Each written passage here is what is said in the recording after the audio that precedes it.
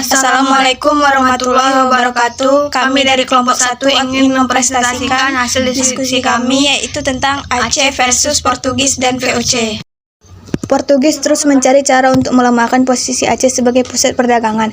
Kapal-kapal Portugis selalu mengganggu kapal-kapal dagang Aceh dimanapun berada. Misalnya pada saat kapal-kapal dagang Aceh sedang berlayar di Laut Merah pada tahun 1524 sampai 1525 diburu oleh kapal-kapal Portugis untuk ditangkap. Sudah barang tertunda tindakan Portugis adalah merampas kedaulatan Aceh yang ingin bebas dan berdaulat dan berdagang dengan siapa saja, mengadakan hubungan dengan bangsa manapun atas dasar persamaan.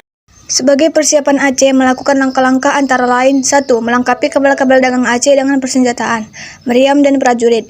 2. Mendatangkan bantuan persenjataan sejumlah tentara dan beberapa ahli dari Turki pada tahun 1567. 3. Mendatangkan bantuan persenjataan dari Calicut dan Jepara. Setelah berbagai bantuan berdatangan, Aceh segera melancarkan serangan terhadap Portugis di Malaka. Portugis harus bertahan mati-matian di Formosa Benteng. Portugis harus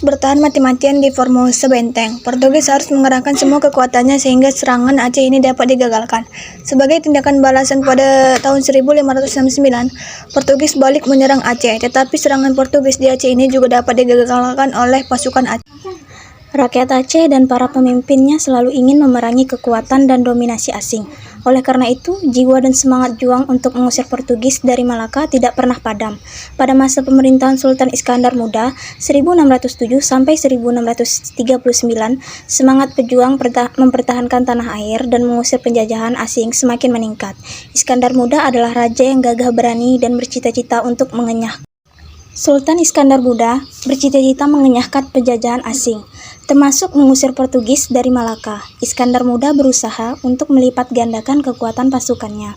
Angkatan lautnya diperkuat dengan kapal-kapal besar yang dapat mengangkut 600 hingga 800 prajurit.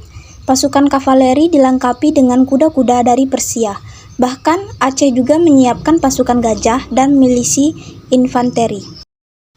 Sementara itu, untuk mengamankan wilayahnya yang semakin luas meliputi Sumatera Timur dan Sumatera Barat, ditempatkan para pengawas di jalur-jalur perdagangan. Para pengawas itu ditempatkan di pelabuhan-pelabuhan penting seperti di Pariaman.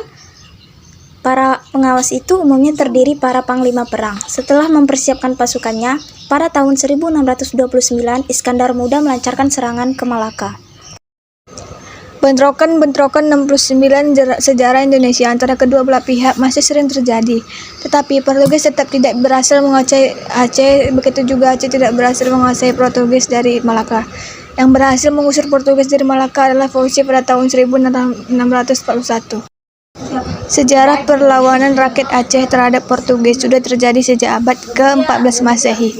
Sejarah perlawanan rakyat Aceh terhadap Portugis sudah terjadi sejak abad ke-14 Masehi. Kronologi awalnya, kala itu Aceh menjadi tujuan perdagangan ketika Portugis menguasai Malaka pada 1511.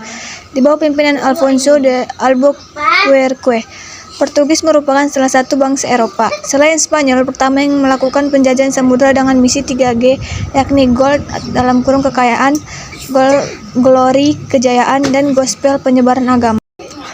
Di wilayah-wilayah yang dikunjunginya, termasuk Malaka dan Aceh, Portugis berniat melakukan penaklukan dan menguasai perdagangan rempah-rempah yang merupakan komoditas mahal di Eropa.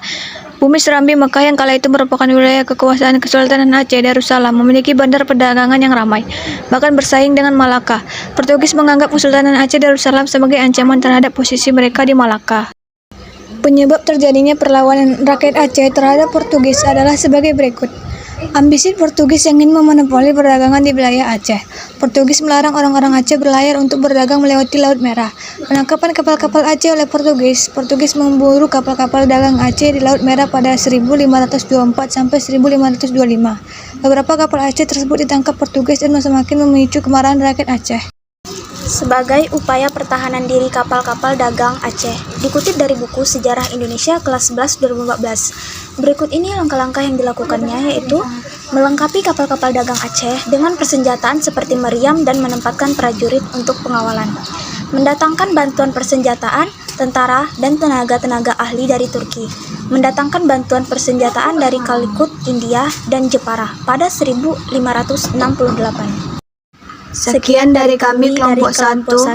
Saya Anissa Mulyani Dan saya Rusdiana Ulfamidaris. Wabillahi taufiq wal hidayah. Wassalamualaikum warahmatullahi wabarakatuh.